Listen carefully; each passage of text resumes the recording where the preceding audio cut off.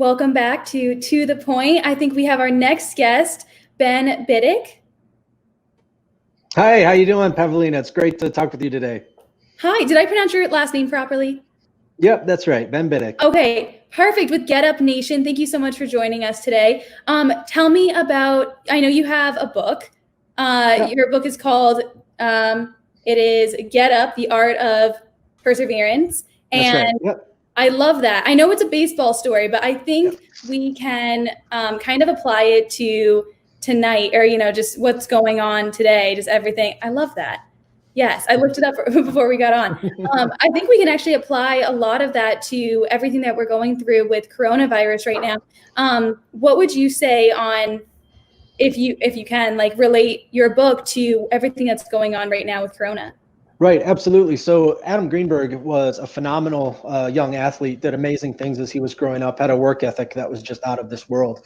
And his love of his life was baseball. And so as he came up through the ranks, went to University of North Carolina, Chapel Hill, ascended through all the minor league teams, went after it with everything that he was. And he actually got called up to the Chicago Cubs for his first plate appearance in Major League Baseball. Dusty Baker was the manager at the time. He said, Adam, I want you to go in and pinch hit. Gave him his first opportunity. And so this magical moment, he'd worked his entire life for it, right? Like many people in America, when COVID-19 hit, you may have busted your tail your whole life to get to the point where your business was successful or profitable, where you and yours were thriving. Adam has worked that hard to get to the pinnacle of his career. He goes up, steps into the batter's box, for his first plate appearance in the major leagues. You got to imagine, there's only 18,000 people who have ever been, who could ever claim to be a Major League Baseball player, and he was one of them. And he got in there. He began to get into place, and he waited that first pitch. First pitch came, and it didn't break, it didn't curve, it came straight for him, and he actually had to turn away. Was struck under the helmet, directly on his head, the back of his head, by a 92-mile-an-hour fastball. Now, keep in mind, COVID came at us like a fastball as well. First, some reports out of China, some questions. All of a sudden, Major League Baseball and these huge organizations were shutting down, and we're in a new normal all of a sudden, right? And Adam was suddenly in a new normal when that 92-mile-an-hour fastball struck his head. Obviously caused an immense amount of trauma. If you can imagine the momentum that goes through a human head after being struck with a 92-mile-an-hour fastball. I mean, people could die of that trauma very easily. However, he went down on the ground. He was saying inside of his head, he said, stay alive, stay alive, stay alive. And he held his head. He felt like he was holding his head together. He actually had some perception that somehow his head had actually come apart, and he felt like he was holding his head together. That was just part of the brain impact. That had not happened, but that's what he felt was happening. So obviously very traumatic. Here's an image right after it happened of him holding his head. And he was such a warrior that once he understood that he hadn't died, and that other players were coming out there and not actually putting towels on him to try to stop bleeding or anything like that, he started to come to. And this was before concussion protocols in Major League Baseball. So it was largely just a trainer comes out and asks him a few questions like, where were you yesterday? And Adam is such a warrior that his response was, yesterday I was in the major leagues, or yesterday I was in the minor leagues, and I'm not going back. So everyone kind of thought, well, he's good. And they kind of walked him off the field, didn't even send him to the hospital. But what we all know happened in that moment when that ball hit him was it adjusted his vision. His vision had been altered. Those tiny bones inside, if anybody's familiar with the anatomical system within the ear, those tiny bones, with an impact like that, altered that system. So he would have blackouts. He would not have balance. He would be unbalanced. He would, deal with dizziness and all sorts of trauma that he had to deal with for 7 years of battling in the minor leagues. He tried to get back to the major leagues. And then one of the most unique stories in Major League Baseball, he was asked on the Today Show by David Sampson, the owner of the Marlins at the time, or the general manager of the Marlins at the time, to come back and have a major league at bat because he had never been able to step on a first base. He had never had an actual at bat. And so there was a huge outcrying of support for him, people signing a petition with Matt Liston to try to get him an at bat, because people who love baseball don't want that story to happen without a happy ending. Baseball is such a special sport in American history that there had to be a better ending than just somebody being obliterated. And this is what I talk about. We were talking here with amazing Bedros Killian, who is sharing his amazing story of resilience and how he looked within him. And when these challenges came, he pivoted his whole organization. He accepted what was happening. And even in a time of uncertainty, he pivoted to make it so that his business would thrive. And calling out the realities of people who would abuse others during this time where leaders seem to have an agenda potentially. Maybe they're saying things that don't really make sense, maybe contradict other people. But people in a adverse time can either rise up and show immense character, or their character can get exposed as something a little less than in having integrity or character. So Adam then realizes, after this amazing story, like some of us are realizing now as we start to pivot and look at the good within this challenge of COVID-19, he realized that he may, if he wasn't hit by that pitch, he may have gone on to an all-star baseball career. He may have, broken records. He may have done amazing things to get into the Hall of Fame.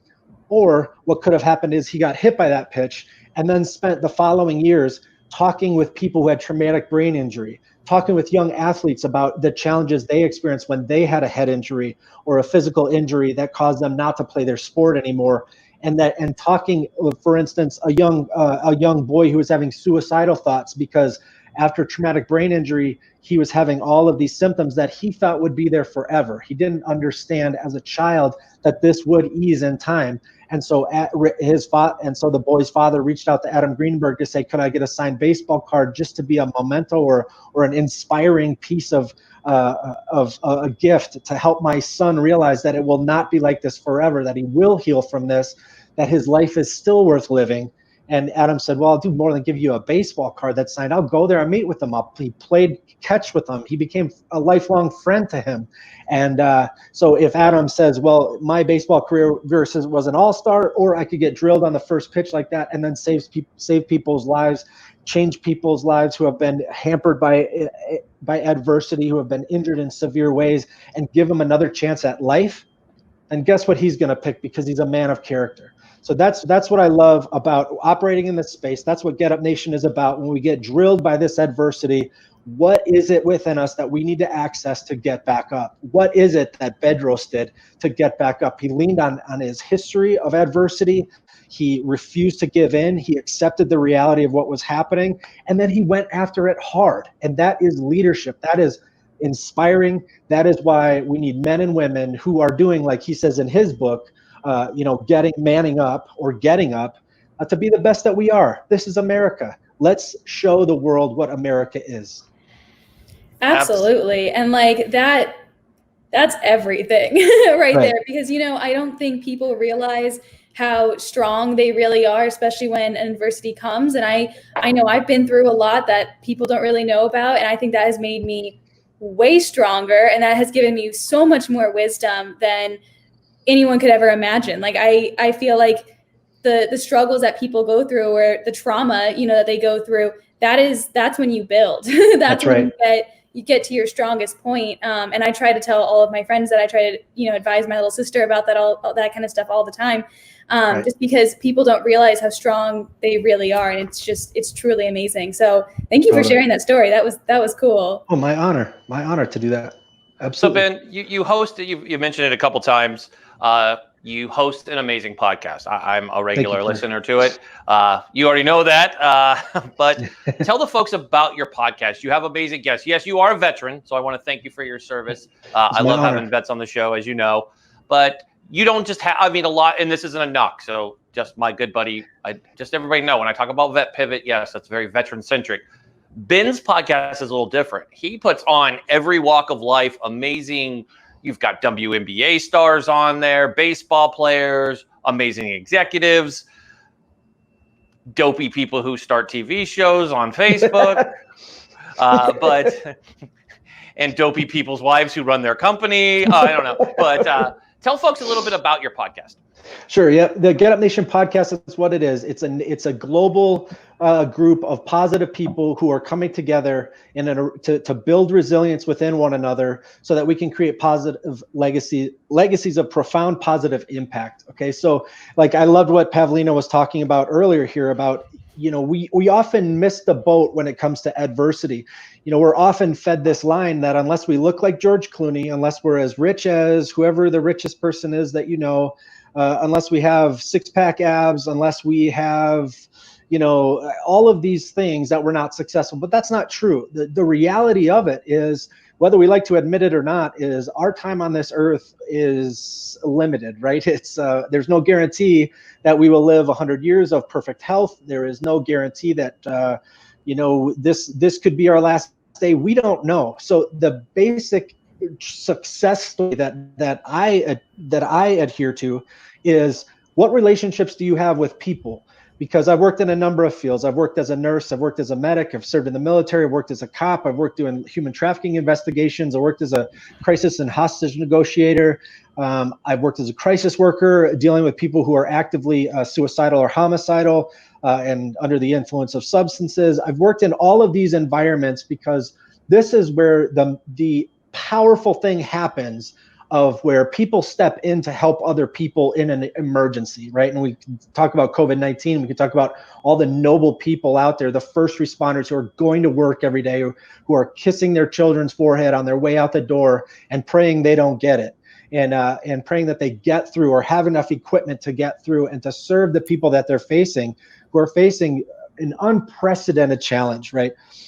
So if we can fully recognize that when adversity strikes, it can create the result that Bedros Kilian just provided to us, right? It can provide that, where the finest parts of us come alive to help other human beings. And at the end of the day, this will be a memory of, that was a time of great unity, of great cohesion, of great sacrifice, of great humility. And that opens up the human mind and the human experience into a place where we feel fulfillment, where we feel meaning. We talk about Sebastian Junger talks about in his book Tribe about how during World War II, when the Germans were bombing England over and over and over every day, they were concerned initially that the populace was going to give up or to freak out or go into mental illness severely and just be an absolute chaos. But the opposite thing happened. The populace, even getting bombed every day, boom, boom, boom, all day, every day, they banded together. Even people who were experiencing mental illness and frequently dealt with suicidality in their daily life stopped or had lessened symptoms of that, because they were banding together. They were helping. There was a bigger cause, a bigger purpose that they felt meaning in participating in, and it was about making people's lives better. So if people truly want to be successful, that's why I love your show, Eric, because you bring on some of the finest people who are sharing some of their finest insights into how to truly be successful. And then you just mob us with these amazing people. You got like 4 guests, per show and all this. You are bringing people together, having a moment where we meet new people, learn something about each other or learn something about the world, call out the stuff that we dislike, learn about what is exactly happening, how we can face it, how we can be resilient to overcome it, and then we can just crush it and be proud of what we experience. We have unity, we have cohesion, we have those positive experiences that when our day comes and we do lay down at the end of our life and we look back, we don't think about how many cars we had. We don't think about, all those things necessarily, but we think of like what Bedros was saying. I gave $1 million to this child, this pediatric, cancer fund, whatever that project was, where those children's suffering was stopped for a little while. Their pain ended for a little while, and we were able to do that, and that is a great honor. And so he transformed his childhood trauma, that the molestation and those types of things, into a gift that says, I'm going to take that adversity and transform it into something where I ease suffering, where people who felt those same feelings for me, or felt that isolation or that physical pain or that emotional pain, and now I'm comforting them. That is a powerful force to be reckoned with. I believe that is what America is. And I believe that is who I want to unite in this movement toward getting us over and through COVID-19 and every other challenge we have to face. Name it, let's do it. There's nothing that can stop us. I love it. I'm going to put you as Bedros' vice president. You are officially his vice president. And smile, because you're all on Boomerang. But good deal. See, that's what we have to do. Come on, we got to use social, baby. Ben, I want to thank you for coming on. Your podcast, like I said, is great. The book is outstanding. If folks want to learn more about your podcast, they can go to getupnationpodcast.com. Go check out where all podcasts are at. And don't miss it. They have a great... And so if somebody wants to be a guest, how should they reach out to you? I'm getting a couple questions about, I'd like to be a guest on the show. I think I fit. And I'm like, I'm not pitching you to him. So he'll tell you how to do it. All right. Yeah. You could go to getupnationpodcast.com. You could go on there, or you could send an email to getupnationpodcast@gmail.com. Give us a little time to wade through. We just have to set it up, listen to the story, and I would love to share your journey on the show. It's just going to take a little time. Please be patient with me. We do cover resilience in all its forms. So whether it's businesses that need to get over challenges, whether it's people dealing with cancer, whether it's athletics or eating disorders, military sexual trauma, PTSD. It's raw and real. We're not just blowing sunshine up toward people here. We are going into the nitty gritty of things. We have Diego Ugalde of the Trident Approach, who is a former Navy SEAL. He comes on and talks leadership about helping CEOs get their businesses through hard times. We have Eric Hadley, Navy veteran of Got Your Six Coffee, who does amazing work for first responders. And this network, and I am so privileged to have Eric on the show and his amazing wife, Lucy. And the amazing things that Eric and his family are doing on the show. So check out those episodes. Would love to hear more.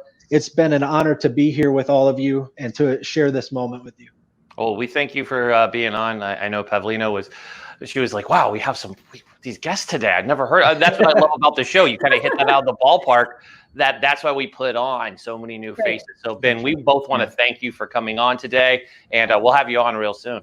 Excellent. Thank you so much for the opportunity. Have a blessed day. You too. Let's get to the point with Eric Mitchell. Let's get to the point.